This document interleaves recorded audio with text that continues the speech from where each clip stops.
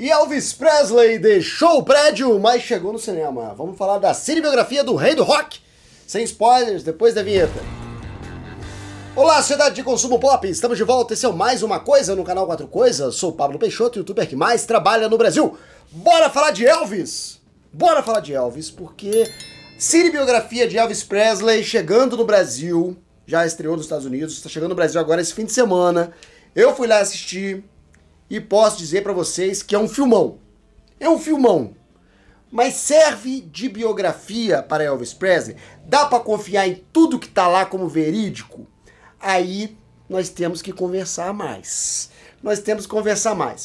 Bom, vamos aos poucos. Esse filme, ele fecha uma certa trilogia de cinebiografias do rock, que começou com o Bohemian Rhapsody, que é Rhapsody, né? Que é a biografia do Queen, filme do Queen, mais fácil, filme do Queen. Depois teve Rocketman, do Elton John, e agora do Elvis. Acho que foram três grandes filmes, três grandes cinebiografias que foram feitas nos últimos anos.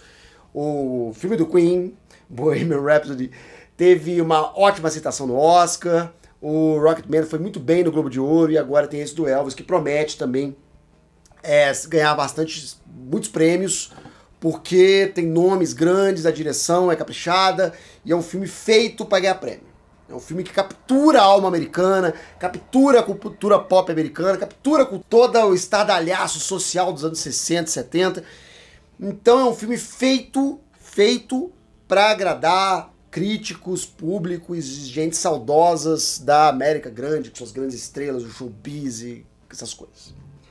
Então vamos lá. Primeiramente, atuações incríveis. O filme é basicamente sobre o ponto de vista do empresário do Elvis Presley, que era o Tom Parker, um cara controverso demais, controlador pra caramba, é um cara que foi um anjo e um demônio na vida do Elvis Presley, e que no Brasil tem uma certa referência no Carlos Imperial. O Carlos Imperial no Brasil também formou um monte de artistas. Só que no caso do Carlos Imperial, quando o artista ficava um pouco maior, queria meio que sair sozinho, ele largava e fazia outro. O Carlos Imperial lançou Roberto Carlos, Erasmo Carlos, Wilson Simonal. Então tem uma história também incrível. Ele se espelhava muito do Coronel Parker. E se você quiser uma relação no Brasil, é essa. Vai voltando. Inclusive tem um documentário muito bom, Eu Sou o Carlos Imperial. Então dá uma olhada aí que é bom. Tem todo no YouTube. Mas volta. Tom Parker. Estamos no ponto de vista todinho do Tom Parker. Ele do jeito que ele encontrou o Elvis, do jeito que ele se aproveitou do Elvis e do jeito que ele ganhou muito dinheiro em cima do talento do Elvis Presley. Qual é o do Elvis Presley? Ele é um rapaz, né, de Memphis, que ele era pobre, o pai dele foi preso e ele teve que se mudar para um bairro negro, ele era loirinho. Ele é filho de uma mãe muito controladora, porque nasceram gêmeos, ele perdeu o irmão gêmeo dele, já no nascimento. E o Elvis pintava o cabelo de preto, não sei se você sabe disso, pintava o cabelinho de preto. E aí tem um detalhe que foi muito facilitado por ser um filme da Warner, e a Warner tem os direitos do personagem. O Elvis era muito fã do Capitão Marvel, mais precisamente do Capitão Marvel Jr., que apesar do nome não era da Marvel, hoje ele é chamado Shazam. E a capa do Elvis, que o Elvis usava nos shows no final da carreira, era totalmente inspirado no herói dele, quem ele queria ser mesmo, que era o Capitão Marvel Jr. E ele viveu ali naquela comunidade afro-americana. Então ele teve contato com a cultura dos negros americanos a vida inteira, muito cedo. E o filme capricha em fazer essa pegada para a carreira dele. Porque o Elvis, nos últimos anos, tem enfrentado, mesmo depois de morto, muitas acusações de apropriação. Que o Elvis roubou o rock dos negros. Rock nasceu nos negros e o Elvis roubou tudo. Mas o Elvis é a cara desse fenômeno. Ele é a cara desse fenômeno. Ele não é culpado de nada, ele não fez nada de propósito. Ele era um cara branco que soava como negro. Ele era um cara branco que cantava e dançava como os negros cantavam, porque ele nasceu nesse universo. Então o filme se esforça bastante para dar ao Elvis essa cara de que ele homenageou, abriu portas para a música negra e não roubou a música negra para si. Embora a indústria estivesse toda fazendo isso. O Elvis começa na Sun Records, que gravava músicas de artistas negros, só que as músicas de artistas negros, apesar de muito melhores, vendiam pouco. E as músicas de branco vendiam muito. country vendia pra caramba. E o rhythm and blues negro vendia pouco. E aí o próprio dono da Sun Records fala, se eu achar um cantor branco que cante como negro, eu tô feito, eu fico milionário. E ele achou isso no Elvis Presley, que nasceu nessa dualidade não só do branco com o negro, mas do profano e do sagrado, entre o blues e o gospel. Então, ao mesmo tempo, tem uma cena muito legal no filme, que ele, no fim de uma travessa, ele sai de uma casa onde estava tocando blues, profano, mundano, sujo e sexual, e vai para uma igreja onde está tocando aqueles spirituals, gospel, aquela coisa maravilhosa e aquela epifania, e ele fica entre esses dois mundos, não só no mundo branco e do preto, mas também no mundo do sagrado e do profano. E isso faz a música dele. Então ele é um cara que dança de maneira provocativa, canta de maneira provocativa, mas visualmente ele é tudo aquilo que a indústria queria naquele momento, que era um cara branco num mundo segmentado, fragmentado, segregado, melhor dizendo. Você tinha rádio de branco, rádio de preto, música de branco, música de preto, teatro de branco, teatro de preto. Era tudo dividido. Não era misturado. E ele foi meio que essa peça de integração desses dois universos. Tanto é que não tem nenhum grande artista negro que reclama do Elvis. Que conheceu o Elvis e reclama do Elvis. Mas o filme ele se esforça muito pra passar esse pano. Pra falar, ó, o Elvis era totalmente integrado e não tinha nenhum problema de racismo e ele era o cara que fazia ali, ele era o Messias que ia juntar os dois universos. É isso que o filme vende.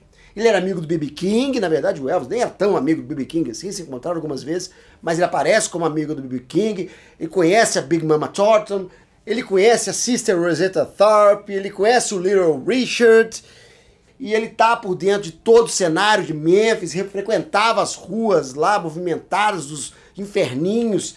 Então ele faz muito isso pro Elvis. O filme todo, ele coloca o Elvis numa posição muito de vítima do sistema e vítima desse empresário e um cara que só quer cantar, um cara que é apaixonado pela música, apaixonado pelo seu público. E a gente sabe que tem certas facetas da carreira do Elvis que não eram tão legais assim. Ele foi informante do Nixon, por exemplo.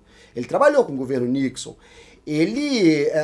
O próprio relacionamento dele com as drogas é feito de maneira muito leve nesse filme. E era bem barra pesada. O Elvis, mulheres e traições, também não é uma coisa que é muito marcada nesse filme. E também tinha bastante. Então eles meio que passam um pano. A Lisa Marie Presley, que foi casada com o Michael Jackson, deve lembrar, que aliás o Michael Jackson é citado no filme, ela deve ter supervisionado esse filme, assim como o Brian May supervisionou o filme do Queen. Então o filme ele sai como uma homenagem ao Elvis e não uma biografia fiel de quem foi esse cara. Tirando isso, é um filmaço. É um filmaço. Os atores estão excelentes. O Austin Butler é demais, ele está extremamente convincente como Elvis em todas as suas fases, desde os anos 50 até os anos 70. Ele entrega um Elvis perfeito. Quando vi o trailer eu achei um pouco forçado. Parecia que ele tá fazendo uma imitação, tá parecendo aqueles imitadores de Elvis, mas no filme ele te convence completamente que ele é o Elvis. E chega um ponto que eu não sei que é real, que imagem que é real, que imagem que é de arquivo, que imagem que é de filme ali naquele espetáculo visual que é Elvis. Eu acho que é muito provável o Tom Hanks ser indicado para um Oscar de diretor coadjuvante. E a emoção e a música muito forte, é mais um filme que trabalha as músicas do Elvis mais com uma roupagem contemporânea, com os artistas de rap, e isso dá um ritmo mais novo, mais emocionante pro filme, figurinos espetaculares, e cenas, e cortes, e edições, e é tudo maravilhoso, é tudo lindo. O filme é lindíssimo. Se você quer ter 2 horas de imersão na música pop americana, e saber de onde vem as referências que você segue até hoje, e saber quem começou tudo, como é que funcionava a música pop americana naquela década de 50, década de 60, 70, como é que funcionava toda a estrutura da indústria, que o Elvis foi um ponto de lança, mas, como eu disse, ele era um instrumento, ele era a cara do sistema. Ele não era o sistema. O sistema era muito mais... Como ele também bateu de frente com pessoas conservadoras que diziam que o rock era a música do demônio, que o rock citava o sexo, que o rock era música que não tinha valor nenhum, que o rock era música de poucos acordes, que todo mundo sabia fazer, coisas que falam do funk hoje.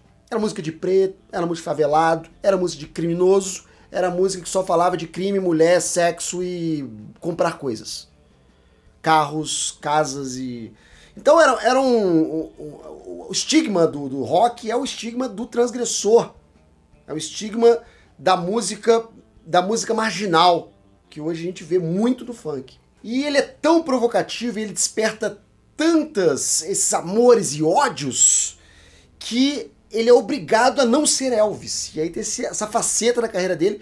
Na verdade é uma faceta do rock em si. O rock todo é perseguido, como todos os artistas de rock são perseguidos nessa época. O Chuck Berry vai preso, o Little Richard surta e vira pastor, o Jerry Lee Lewis descobre que ele casou com uma prima, menor de idade. O Elvis vai pro exército, ele vai servir 2 anos na Alemanha, ele deixa todo esse efervescente mundo do rock, ele volta para ser ator de cinema. Aí tem a fase cinema do Elvis, que também é muito interessante no filme. Poderia ser maior, mas também é bem legal de ver como eles montam ali a carreira cinematográfica do Elvis, de filmes cada vez mais rápidos e mais baratos.